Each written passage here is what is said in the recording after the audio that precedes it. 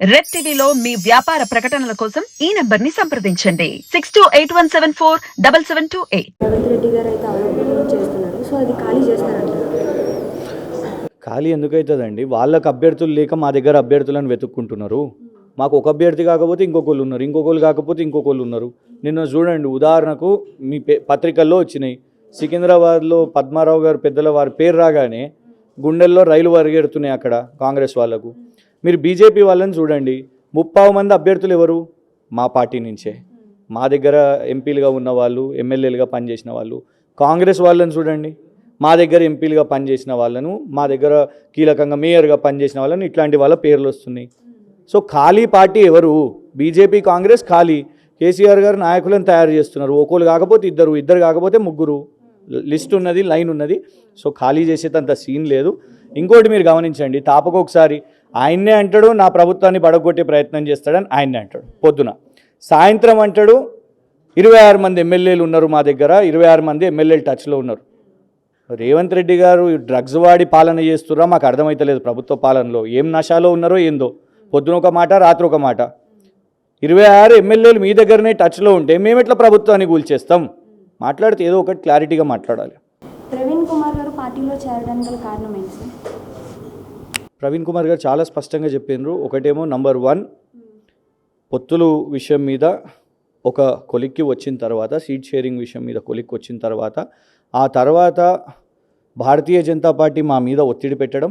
And unfortunately Bharatiya Janata party జాతీయ నాయకత్వం మాయావతి గారు కొంతకాలం నుంచి, గతంలో కూడా ఎమ్మెల్సీ ఎలక్షన్స్ వచ్చినప్పుడు భారతీయ జనతా పార్టీతోని సపోర్ట్ చేయడం, మళ్ళీ కొంత గ్యాప్ రావడం. ఇప్పుడు లేదు మీరు భారతీయ జనతా పార్టీ మీద పోటీ చేయొద్దు అని ప్రవీణ్ కుమార్ గారితో అది కమ్యూనికేషన్ చేయడం, అది కరెక్ట్ కాదు అని భావించి ఇవాళ భారతీయ జనతా పార్టీ మీద పోరాటం చేయాలంటే, నరేంద్ర మోదీ గారి పాలన మీద పోరాటం చేయాలంటే ఖచ్చితంగా కేసీఆర్ గారితో ఉండాలి, కేసీఆర్ గారితో పాటు కలిసి పోరాటం చేయాలి. ఎందుకంటే నాకు తెలిసి మా రేవంత్ రెడ్డి గారు అయితే పోరాటం చేస్తలేరు.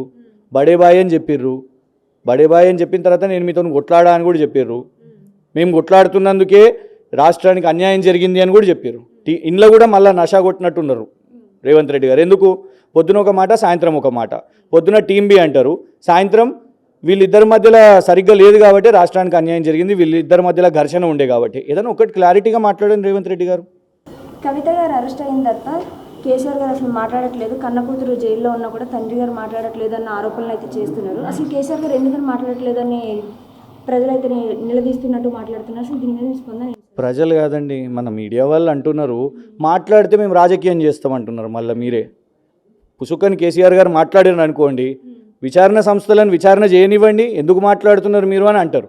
అందుకే మేము విచారణ చట్టబద్ధంగా కోర్టులో చేసే పోరాటం కోర్టులో చేస్తున్నాం. ఎందుకు కేటీఆర్ గారు మాట్లాడిర్రా? కేసీఆర్ గారు ఎంబడి పడ్డారు మీరు ఎప్పుడు కేసీఆర్ గారు మాట్లాడాలని. కేటీఆర్ గారు మాట్లాడిర్రా? మాట్లాడలేదు కదా. అక్కడ జైలు దగ్గర ఉండేట్టు నాయకులం మాట్లాడే వాళ్ళు మాట్లాడతాం. చాలామంది నాయకులు ఉన్నారు, కేసీఆర్ గారు తయారు చేసిన ఎంతోమంది నాయకులు ఉన్నారు. మీకు ఏ ప్రశ్న గురించి కావాలనో మాట్లాడతాం. ఈడీ చేసే మరి మోడీ గారి డైరెక్షన్స్తో లోక్సభ ముందు ఎట్లొచ్చిండ్రో అనే గురించి మాట్లాడమంటారా? మాట్లాడతాము. లేదు ఎట్లా వారెంట్ ఇవ్వకుండా తీసుకొని పోయినరా? మాట్లాడతాము. లేదు నిన్న సుప్రీంకోర్టు లేటెస్ట్ అప్డేట్ చెప్పింది కదా, నిన్ననే సుప్రీంకోర్టు గైడ్ లైన్స్ ఇచ్చింది. ఏమని చెప్పింది? మీరు ఈడీ వాళ్ళు ట్రయల్కి రాకుండా ఎన్ని రోజులు నాన్స్తారు అని నిన్ననే చెప్పారు. అందులో కొందరికి బెయిల్ వచ్చినాయి, కొందరికి ఎంపీ టికెట్లు వచ్చినాయి. టీడీపీలో బీజేపీ పార్ట్నర్స్ వాళ్ళు వచ్చారు కదా, వాళ్ళు దాని గురించి ఎందుకు మాట్లాడతలేరు బీజేపీ వాళ్ళు?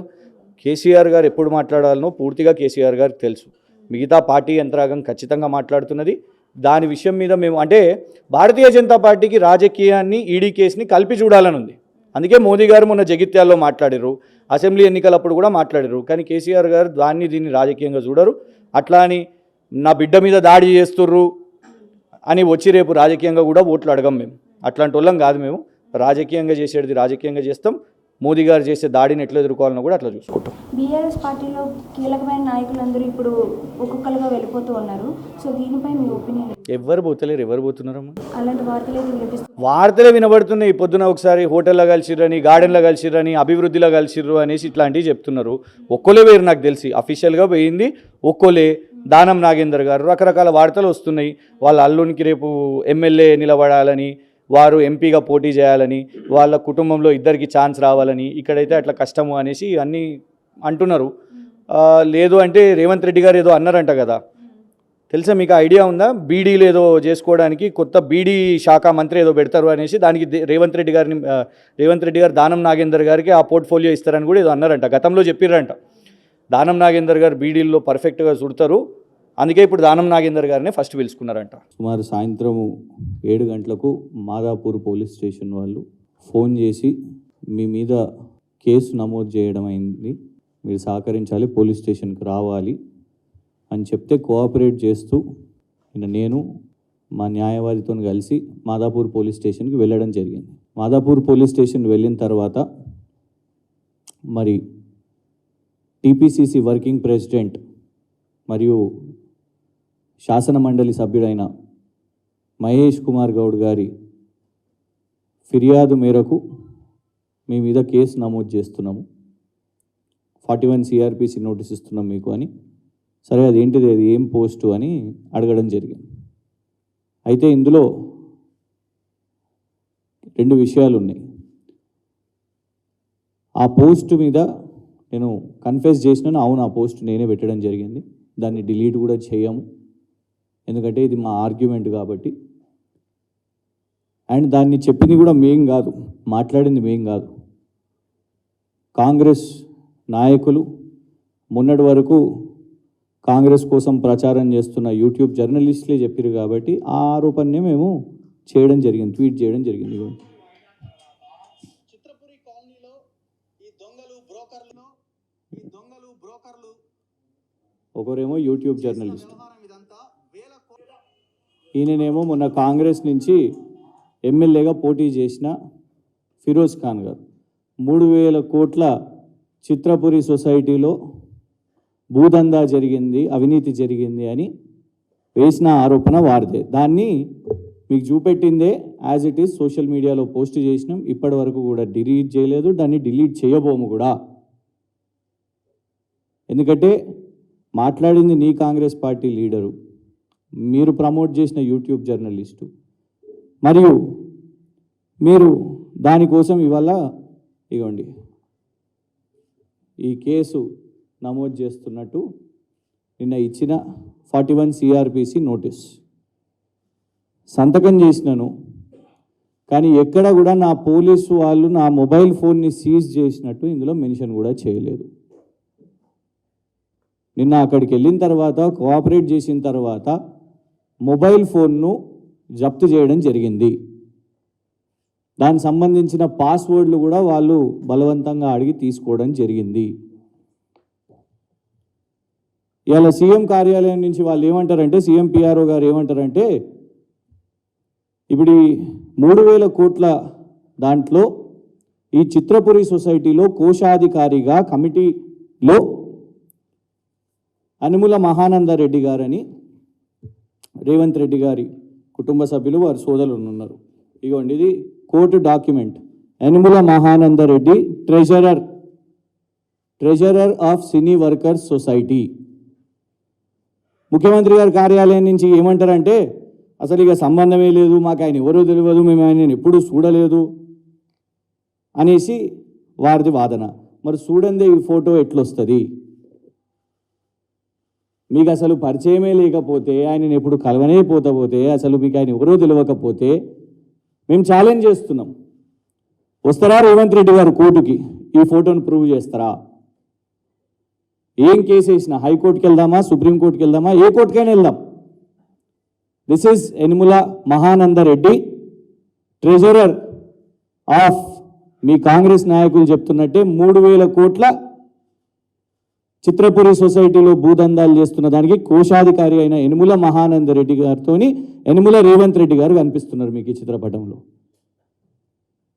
సంబంధం లేకుండానే ఎట్లా ఇదంతా అనేది ఇది మేము ప్రశ్నించినందుకు, ఇవ్వండి మేమే కాదు, ఇవ్వండి ఇది చిత్రపురి సాధన సమితి వాళ్ళు గవర్నర్ గారికి సోషల్ మీడియా మాధ్యమంలో, ఎందుకంటే మొన్నటి వరకు ఫార్మర్ గవర్నర్ తమిళసాయి గారు వారు సోషల్ మీడియాలో చాలా యాక్టివ్గా ఉండే కదా, వారికి ట్వీట్ చేసింది చిత్రపురి సాధన సమితి వాళ్ళు, 3,000 కోట్ల కుంభకోణం చిత్రపురిలో ఉంది, ఫలానా కేసులు కూడా మేము చిత్రపురి సొసైటీ మీద మేము కేసులు వేసినామని ఆ సెక్షన్స్ కూడా ఇందులో మీకు మెన్షన్ చేసి ఉన్నాయి.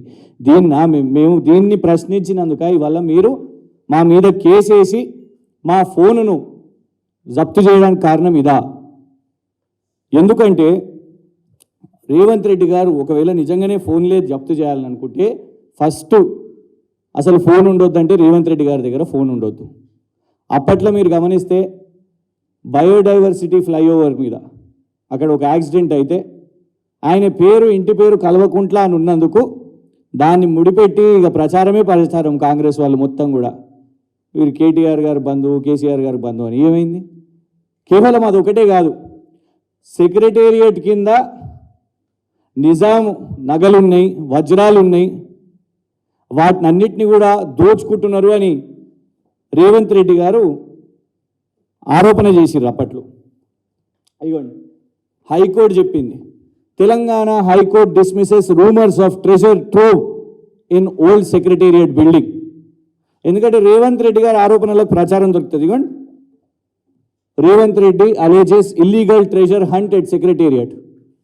మరి దీనికోసం గతంలో మా ప్రభుత్వం ఉన్నప్పుడు రేవంత్ రెడ్డి గారు ఫోన్ సీజ్ చేసిరా? ఎవరిదైనా ఫోన్ సీజ్ చేసిన మా దునియా ఫేక్ న్యూస్లు, దుష్ప్రచారాలు. ఇగోండి, 10,000 కోట్ల కోవిడ్ కాంట్రాక్ట్ డ్రగ్ కేటీఆర్ గారి బావమరిదికి అని రేవంత్ రెడ్డి గారి స్టేట్మెంట్.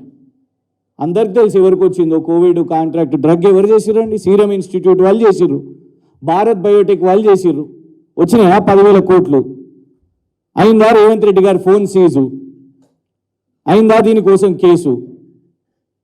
మేము అనేది ఏంటంటే, ఇట్లా మేమే ఒకవేళ కేసులు వేసి ఫోన్లు జప్తు చేసుడు ఇవన్నీ చేసి ఉంటే ఇవాళ నిజంగా ఒక ప్రతిపక్షమైనా లేకుంటే ప్రజాస్వామ్యమైనా లేకుంటే రేవంత్ రెడ్డి గారైనా రాజకీయాలు చేసేవారు కాదు. ఏ విధంగా అయితే ఇవాళ మీరు అంటున్న ఇంద్రమ్మ పాలన, ప్రజాపాలన, ఓ ప్రజాస్వామ్యం ఉంటుంది అని అంటున్నారు కదా, సోషల్ మీడియాలో పోస్ట్ చేసినందుకు, అది కూడా ఎవరు? మీ కాంగ్రెస్ నాయకులు మాట్లాడిందే, జర్నలిస్టులు యూట్యూబ్లలో జర్నలిజం చేసేటోళ్ళు మాట్లాడిన దాన్ని పెడితే దానికి మీరు ఫోన్ జప్తు చేయడం. ఖచ్చితంగా దీని విషయం మీద మేము న్యాయ పోరాటం చేస్తాం. ఎందుకంటే ఇవాళ అలవాటైపోయింది, విచారణ సంస్థల పేరు మీద, విచారణ పేరు మీద, దర్యాప్తు పేరు మీద. మొన్న కూడా గౌరవనీయులు మా శాసన మండలి సభ్యులు కవిత గారి విషయం మీద కూడా మీరు గమనిస్తే ఈడీ వాళ్ళు ఫోన్ నంబర్స్ని బయటికి రివీల్ చేయడం. ప్రైవసీ ఉంటుంది, freedom of speech and expression ఎంత ముఖ్యమో ఒక వ్యక్తి ప్రైవసీ కూడా అంతే ముఖ్యమని గౌరవ సుప్రీంకోర్టు చెప్పడం జరిగింది. విచారణ పేరు మీద ఫోన్లు జప్తు చేస్తారు. మొన్న రేడుకు వచ్చినప్పుడు అందరు సహకరించారు, కానీ పిఆర్ఓలు ఎవరండి? గతంలో జర్నలిస్టులుగా పనిచేసిన వాళ్ళే రాజకీయ నాయకుల దగ్గర వాళ్ళు పిఆర్ఓలుగా ఉంటారు. వాళ్ళవి కూడా మొబైల్ ఫోన్లు జప్తు చేయడం, దాంట్లోకి వెళ్ళి డేటాని తీసుకోవడం ఉందా? చట్టపరంగా మీకు అనుమతి ఉందా?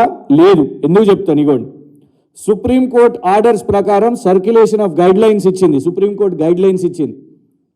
సీజర్ ఆఫ్ డిజిటల్ డివైజెస్ అనేది జ్యుడిషియల్ వారెంట్ ఉంటేనే చేయాలి అని ఇలా చాలా స్పష్టంగా ఉన్నది.